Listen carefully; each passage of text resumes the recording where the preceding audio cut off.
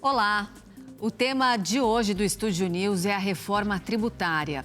E para conversar com a gente, nós recebemos a Roberta de Amorim Dutra, mestre em Direito Constitucional Tributário e sócia da Advocacia Amorim Rodrigues, e o Tiago Slavov, professor de contabilidade da FECAP. Sejam muito bem-vindos. Obrigada.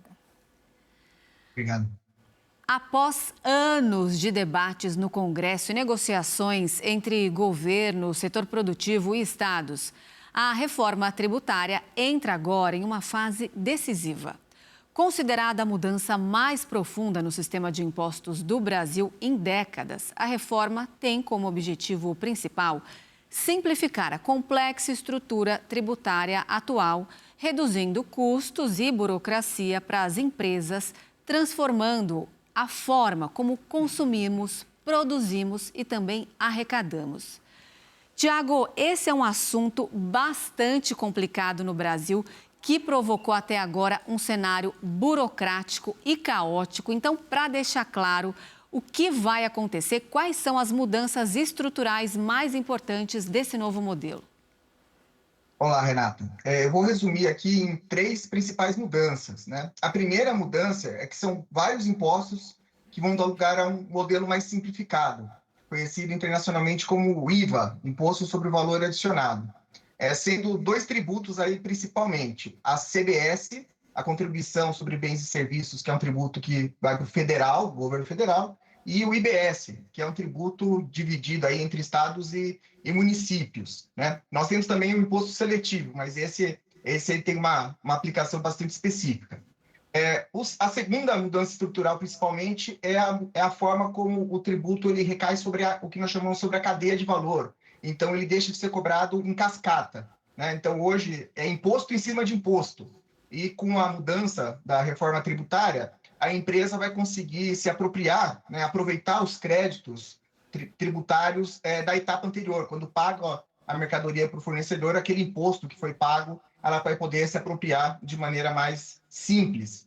E a terceira mudança é que o imposto, principalmente o IBS, ele passa a ser para a localização de destino do consumidor, para o estado ou para o município. Então, hoje, o tributo, ele de maneira geral, ele acaba ficando no estado produtor ou no estado vendedor, onde o contribuinte, a indústria ou o comércio está estabelecido, e o imposto passa a ir para o consumidor, a localidade, estado, município, onde o produto ele é adquirido ou o serviço ele é prestado. Entendi. Agora, Roberta, sob a perspectiva jurídica, o que justificou essa reforma agora? Quais eram os principais entraves constitucionais e legais do sistema anterior? O que motivou essa reforma é, como o Tiago já explicou, nós tínhamos um sistema que ele acabava cobrando imposto sobre cascata, o que onerava mais o consumidor final, né, o contribuinte final, e tínhamos ainda o problema da guerra fiscal entre os estados, né? Estados que ofereciam mais vantagens acabavam levando indústrias de grande peso para lá ou outros contribuintes. Com a reforma tributária, isso acaba, nós vamos ter um imposto praticamente único, que foi dividido em 2 irmãos gêmeos, que é o IBS e a CBS. Então, não vai haver uma tributação única, uma lei única, que vai normatizar todos os entes federativos, tanto estados quanto os 5.500 municípios da federação. O maior entrave que existia no sistema é alinhar esse imposto único com o princípio federativo, né, que diz que o ente, Estado, União e município, ele tem que ter uma autonomia, e essa autonomia ela é política, financeira e econômica, né? Então, como você faz essa autonomia financeira se o valor do tributo não vai mais para o seu cofre público e sim para um outro setor, um outro ente, ele que vai administrar? Então, os entraves que se encontrou no Congresso e que muitos se levantaram foi a questão de violar o princípio federativo. Mas a reforma veio, o texto constitucional foi mudado, nós já temos as leis complementares que estão em vigor e estamos em vias aí de regulamentação dos estados, dos municípios, para que eles venham com força total em 27. Agora, em 26, nós estamos na fase de testes. Você, quando emite uma nota, deve destacar o quanto é recolhido de IBS, CBS, no percentual de 0,1 e 0,9, mas não há um desconto ainda. Esse desconto efetivo só ocorre a partir de janeiro de 27. Você citou aqui a guerra fiscal entre os estados, que havia até agora com o ICMS, agora com essa transição vai ser diferente. A partir do momento que a gente padroniza um imposto, quais as consequências para determinados estados por conta desses benefícios que antes existiam? Veja bem, há um fator importante aí, à medida em que você acaba com a guerra fiscal, então não vai mais haver, aí vai haver uma unidade na federação, né? Você não vai ter mais um estado competindo com outro estado, um município competindo com outro município, porque dá um benefício no imposto sobre serviços. Ao mesmo tempo, você deve ter um plano, né? Preventivo para esse período de transição para aquelas indústrias, aqueles contribuintes que durante a guerra fiscal se sediaram em determinados locais contando com aquela benesse dos impostos, né? Então, por exemplo, até 2027 você vai ter essa benesse para o ICMS e para o ISS. A partir de 27 deixará de existir. Então, como que ficará essa redistribuição das indústrias, dos polos econômicos? Eu acho que cabe aí à União e aos estados, por meio do comitê gestor, fazerem uma regulamentação muito prática e muito concisa para que essas indústrias que estão lá não voltem para os polos centrais e acabem deixando as regiões pobres do país sem um amparo econômico. Você tirar uma indústria de um polo no Nordeste faz diferença porque ela rege toda a economia daquela região, né? Gera empregos, movimenta o comércio local. Então, são vários fatores em torno disso. Agora, a Roberta começou a falar um pouquinho aqui para a gente dessa transição, que é muito importante a gente destacar aqui, porque é o momento que a gente vai entrar agora. Aí eu pergunto para o Tiago, a implementação da reforma tributária, ela vai ser lenta, gradual, um período longo aí de transição que se estende até 2033. O que muda já, Tiago, para esse ano, 2026 e 2027? Bem, Renata, acho que é importante, complementando a fala da doutora Roberta, porque nós estamos falando de uma transição agora da operação, que vai até 2033, mas existe a transição do tributo, que vai até 2077, né? Então, a maneira como a tributação indo para o consumo vai impactar os orçamentos das administrações estaduais e principalmente municipais, inclusive a transição é até mais longa. Mas pensando em cronogramas, nós já temos já está em adoção nesse momento, em 2026, uma fase de preparação e planejamento para a reforma tributária. Então, as empresas já têm que adequar sistemas, processos de trabalho, adequar, inclusive, os documentos fiscais, as notas fiscais eletrônicas, treinar equipes, não é só a equipe do contador, mas também treinar vendedores e compradores para as mudanças que virão. Já no ano que vem, em 2027, os dois tributos, a chamada PIS e a COFINS, que são tributos complexos, bastante polêmicos, eles deixam de existir e passa a entrar em vigor a contribuição sobre bens e serviços, a CBS. Então, a mudança já está aí, daqui a poucos meses, impactando entradas e saídas das empresas. E agora, até 2033, a transição do ICMS, do ISS, completamente para a IBS, né? E depois ainda, 2034 até 2077, essa transição do destino dos tributos, que até contemplando a fala da doutora Roberta, também ele equilibra essa redistribuição, né? Porque hoje o tributo ele fica nos estados produtores, nos municípios produtores, em teoria geral, e passa agora aí para o estado consumidor, passa aí para os municípios e para os estados que têm mais população, que inclusive já é uma medida prevista no projeto da reforma tributária para equilibrar, né, essa mudança das empresas, né? É importante a gente lembrar isso também. Agora, quais são os principais desafios jurídicos durante esse período de transição, Roberta? De convivência desses dois sistemas ali ao mesmo tempo, interpretações divergentes. O que, na sua avaliação, deve gerar mais debate? Sim, nós temos aí um grande problema que já é a base de cálculo, né, de determinados tributos que incidem sobre o IBS e a CBS, que nós tínhamos vários sistemas em que já estava implementado isso, e agora com um sistema único, nós temos visto muitos municípios que às vezes não estão integrando essa base de cálculo na hora de fazer o destaque na nota.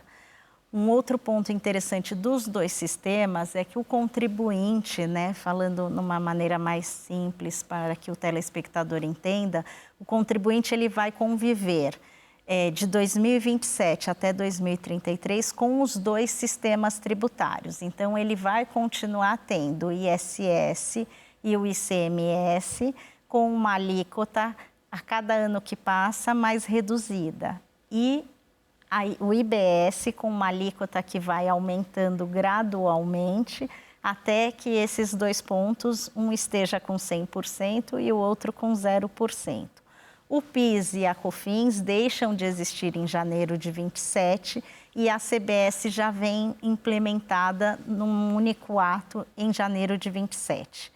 O imposto sobre produtos industrializados, que é o IPI, ele não deixa de existir, ele vai ter sua alíquota zerada, então ele não incidirá mais sobre produtos. E nós teremos o imposto seletivo, que é um imposto do pecado, como é muitas vezes conhecido, sobre determinados produtos, né, que causam malefícios à saúde, ao meio e ao meio ambiente. Então, por exemplo, o refrigerante, a bebida alcoólica, o cigarro, eles terão uma alíquota maior desse tributo, ao passo que o arroz e o feijão terão uma alíquota reduzida, que é justamente para desestimular o consumo desses produtos. Então, isso também vai gerar um impacto, porque você vai ter um aumento no preço de determinados produtos aí que tenham contenha um maior índice de açúcar, álcool, fertilizantes e aí por diante. Agora, no modelo antigo, né, que ainda vigora, nós temos um dado que chama a atenção. As empresas gastam, em média, 2.600 horas por ano apenas para calcular e pagar tributos, para a gente ter uma ideia aí de quanto o nosso sistema é complexo. O fato é que agora a reforma tributária cria um movimento que atravessa todo o ecossistema empresarial. Nenhum porte ou setor ou regime vai escapar desses ajustes. Ainda assim, cada categoria sente esse impacto de forma distinta. Tiago, como que isso vai se dar, principalmente se a gente olhar para as pequenas e médias empresas? Sim, cada categoria vai sentir impacto de uma forma distinta, né? A visão que se tem é que para muitas pequenas empresas que hoje estão no MEI ou no Simples Nacional, o impacto tende a ser reduzido ou nulo, né? Então, a princípio, essas formas simplificadas de tributação, elas continuam. Mas mesmo para pequenas empresas, principalmente, por exemplo, hoje as empresas que estão no Simples vendendo para outras empresas, a expectativa e as simulações mostram que essas empresas vão precisar mudar aí para um sistema completo, principalmente em relação ao IBS e à CBS, controlando débitos e créditos. Então, para essas empresas do Simples, vai ficar mais complicado, o Simples já não vai ser tão simples, né? Para empresas médias, que hoje faturam até 78 milhões de reais, essas empresas hoje, por exemplo, pagam imposto principalmente sobre faturamento, principalmente se são empresas de serviços. E elas vão precisar, já a partir do ano que vem, controlar créditos e saídas em função da CBS. E, fora isso, ainda existe, como a doutora Roberta mencionou, o split payment. E o split payment, que é o imposto controlado nas movimentações bancárias, a partir do momento que o split payment for implementado, aí a expectativa é que mesmo as pequenas empresas vão precisar adaptar os seus controles financeiros, a sua tesouraria, para uma nova forma de controlar os impostos. Tá certo, olha, o Estúdio News vai para um rápido intervalo e volta já já, não sai daí.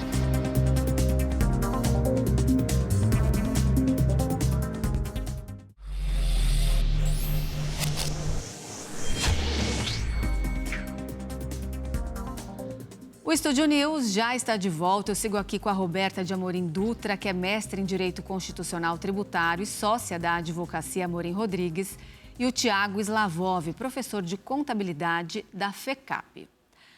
Roberta, a gente até citou aqui no bloco anterior, mas eu queria que você explicasse para a gente agora sobre o Comitê Gestor do IBS, que vai ser uma novidade importante daqui para frente. Como esse órgão deve funcionar na prática? Pois não.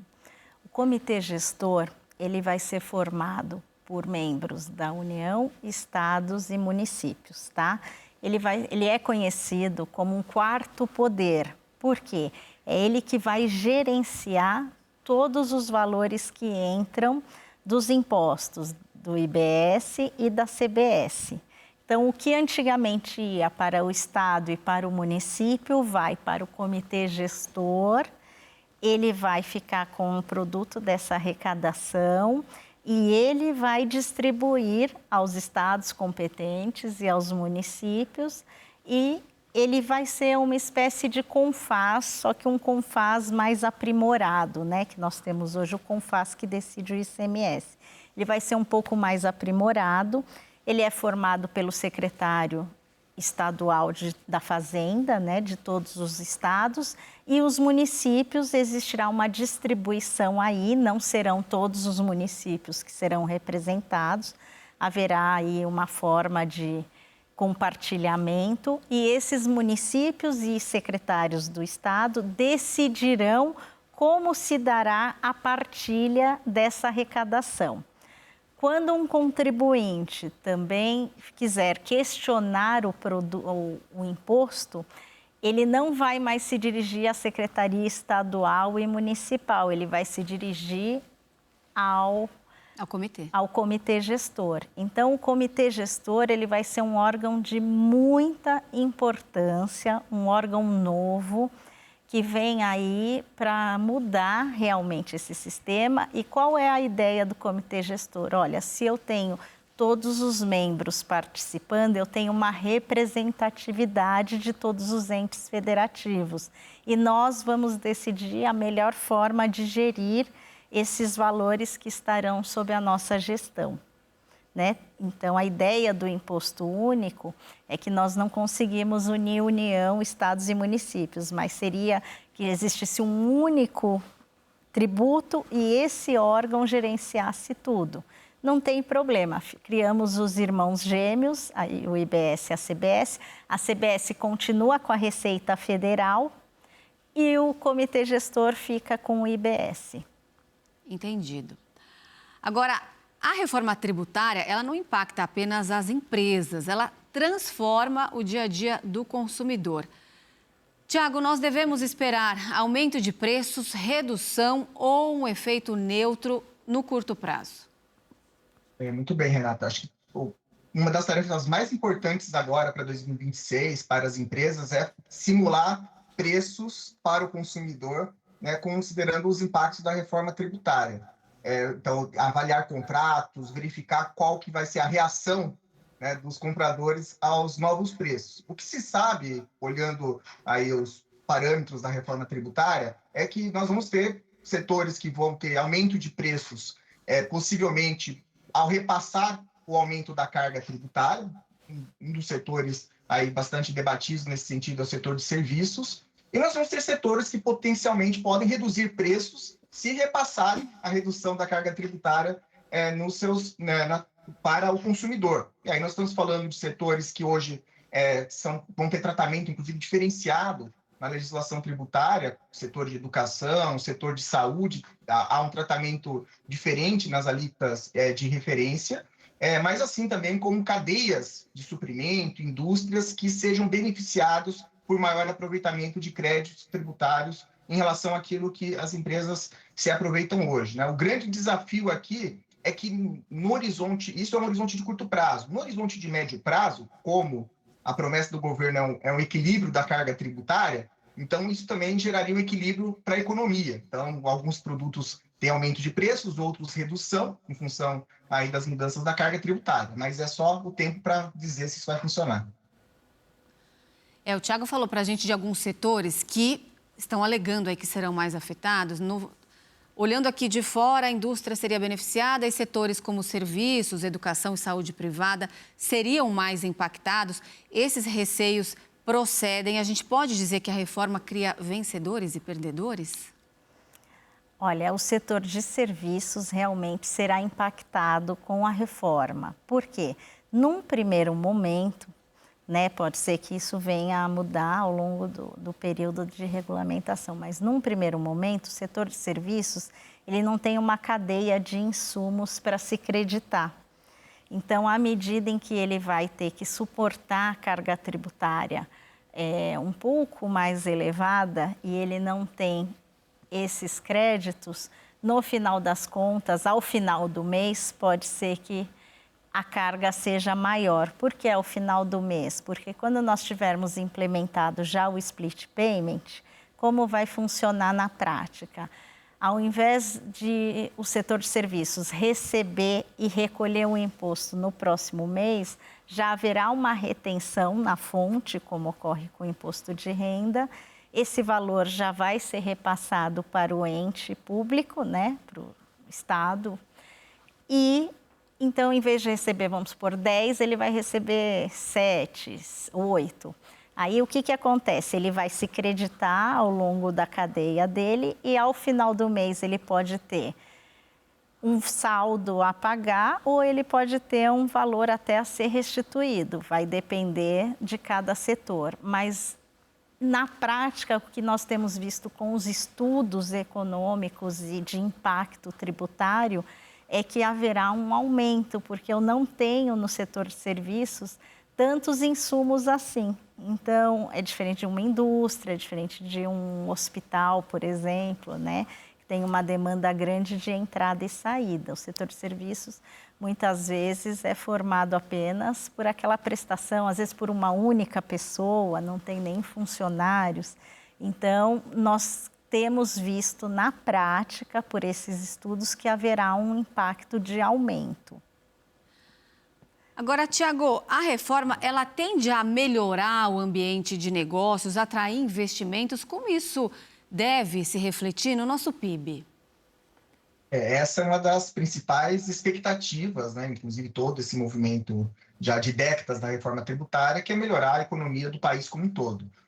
De maneira prática, a expectativa é porque a reforma tributária deve, não agora, mas no horizonte de médio prazo, trazer uma simplificação, reduzindo burocracia, simplificando as operações, reduzindo a insegurança jurídica, o contencioso tributário, a disputa entre estados, entre municípios, entre contribuintes e o governo, Então, tudo isso cria o chamado caos tributário. Mas vai depender muito da execução das políticas públicas, Então, se a reforma for implementada de maneira simples de fato, e depois aí com os regulamentos que devem sair, como a professora doutora Roberta mencionou, Então, a regulamentação vindo, ela de fato trazer simplificações e não penduricalhos nesse processo de regulação, então nós podemos ter esses benefícios e impacto na melhoria do PIB, sem dúvida nenhuma. Agora, eu queria dar destaque aqui para o setor imobiliário, porque ele pode sofrer uma elevação significativa da carga tributária, o que muda para as atividades de locação e operações de venda de imóveis. Veja bem, Renata, para as operações de venda, nós vamos ter aí a incidência da CBS, que não existia. Então, toda compra e venda que ocorrer, vai haver o recolhimento da CBS, que substitui o PIS e a COFINS. Para as locações, também haverá incidência da CBS, locações, arrendamentos, cessões de espaços privados, Às vezes ocorre uma cessão. E o que vai ocorrer? Essa incidência, ela vem gradativa, mas ela ocorrerá. Então, no começo, ela não terá tanto impacto, porque ela vem com um percentual reduzido.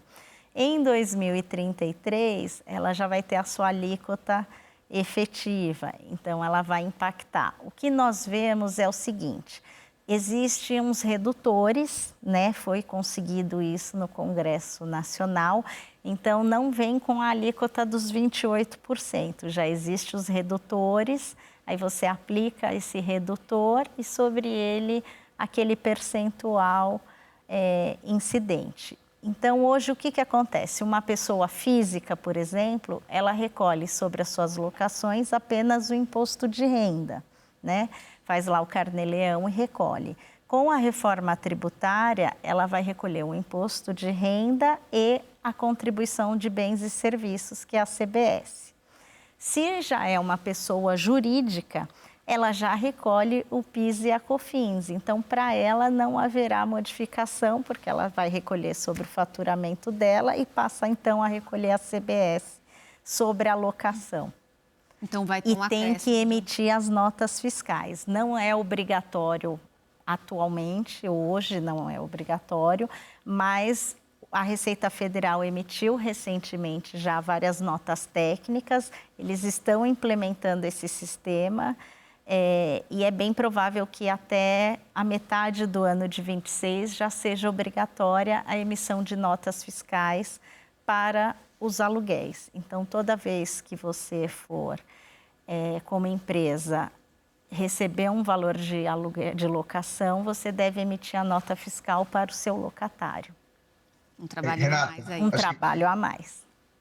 Talvez só cabe, né, doutora Roberta, lembrar aqui que não é toda vez que a pessoa física alugar, né? Então, existem algumas condições na legislação em termos de faturamento, em termos de quantidade de imóveis, né? Existem alguns detalhes que vão fazer com que a pessoa física passe a atuar como uma pessoa jurídica, vai precisar ter um CNPJ, emitir o documento fiscal, como a doutora Roberta mencionou, né? Para não apavorar todo mundo aqui, mas a preocupação, de fato, é que hoje quem atua como se fosse uma empresa na condição de pessoa física também realmente passa a ter que tributar, além da renda, passa a tributar também sobre o consumo, sem dúvida nenhuma. Agora, a reforma tributária do consumo, então, ela estabelece uma base sólida para que as bases da tributação sobre a renda também possam ser revistas em busca de mais igualdade, Tiago, já que a gente está falando disso, porque nós tivemos aí uma alteração importante, né, com a nova tabela do imposto de renda para a pessoa física, que amplia a faixa de isenção para rendimentos mensais de até R$5.000, com descontos também para quem ganha até pouco mais de 7 mil. O que falta para esse sistema todo ficar completo? Sem dúvida. O sistema tributário brasileiro, que envolve a tributação da renda, do consumo e do patrimônio, né? Então, hoje, a tributação no Brasil ela é concentrada no consumo, né? Porque é uma tributação mais fácil de ser fiscalizada, olhar as operações de compra e venda de mercadorias, mas nós temos aí esse desafio grande que, de alguma maneira, as mudanças já vão nesse sentido, de reequilibrar o nosso sistema tributário e para a tributação da renda, que na média dos países do mundo é diferente daquilo que se adota no Brasil, né? Mas para isso o governo ele precisa fazer a lição de casa, né? A chamada regressividade, tributar mais quem é mais pobre, porque na prática tributar o consumo é isso que acaba acontecendo, depende, primeiro, da reforma tributária simplificar as regras do jogo, e aí quem está jogando conhece as regras de maneira mais simples, quem paga sabe o imposto que está pagando, quem compra sabe o imposto que vai poder tomar crédito, por exemplo, e aí o governo faz a sua lição de casa, que é ter uma folga, né, aí por meio de ajuste do gasto público, de uma reforma administrativa, para poder tirar e reduzir a tributação do consumo, que ele vai precisar fazer isso, a reforma tributária não está prevendo redução da tributação sobre o consumo, então reduzir a tributação sobre o consumo para poder aumentar a tributação da renda, né, para mudar a nossa sistemática atual. Sem dúvida, isso é essencial. Agora, para a gente terminar, qual é o maior desafio na sua avaliação e a maior oportunidade da reforma tributária para o Brasil nos próximos anos? Eu entendo que o maior desafio será a operacionalização desse sistema, né? Fazer ele ser implementado de forma efetiva em todos os estados e municípios da União, trazendo o benefício que foi o intuito do legislador ao criar a reforma tributária, né, que é esse benefício da transparência, da simplicidade, né, da menor onerosidade. E como que nós fazemos isso? Com sistemas eficientes por parte do governo, em que fique bem transparente o que eu paguei e o que eu tenho direito a me creditar de impostos, e também simplificar a vida do contribuinte, porque hoje uma indústria, né, ou uma empresa que ela tem operações em todo o território nacional, ela precisa conhecer a lei de todos os entes nacionais. Com a reforma tributária, ele não vai mais ter todo esse trabalho. Então, a tendência é simplificar para que as empresas produzam mais e, produzindo mais, a economia seja alavancada, né? E os investidores vejam o nosso país não mais como um país, né, de uma tributação onerosa, uma carga excessiva, uma legislação confusa, né, onde um estado diz A, outro estado diz B. Sendo unificado, a tendência é que nós tenhamos mais investimentos no país. Mas há um amplo trabalho a ser feito, nós estamos ainda engatinhando em termos de reforma tributária, há muito a que se fazer, temos menos de um ano, mas se tudo for feito dentro do previsto, eu vejo com boas perspectivas. E para você, Tiago, para a gente encerrar, você que é íntimo dos números aí, desafio e oportunidade. Não, claro, eu vou resumir a fala da doutora Roberta, que eu ratifico, né? Então, podemos resumir que entre desafios e oportunidades é sistema funcionando, regras claras do ponto de vista da administração pública, pouca judicialização, né? Então, que os entes aí, os entes governamentais e a justiça trabalhem aí de maneira conjunta, e respeito ao Pacto Federativo, respeitando, como nós discutimos aqui, a participação dos municípios, a participação dos estados aí nas regras que estão sendo definidas da reforma tributária. Agradeço imensamente a participação de vocês para destrinchar aqui para a gente um assunto que é tão complicado, tão complexo, mas tão necessário aqui no Brasil. Sejam muito bem-vindos para uma próxima vez, para uma próxima conversa, que eu sei que tem muito para se falar ainda sobre reforma tributária. Será uma alegria. O Estúdio News de hoje fica por aqui. Eu conversei com o Tiago Slavov, que é professor de contabilidade da FECAP, e com a Roberta de Amorim Dutra, que é mestre em Direito Constitucional Tributário e sócia da Advocacia Amorim Rodrigues. E lembrando que você já pode acompanhar essa entrevista pelo nosso canal no YouTube, no Record Plus, e também pelo nosso podcast disponível no Spotify e no Deezer. Eu espero você no próximo programa. Até lá!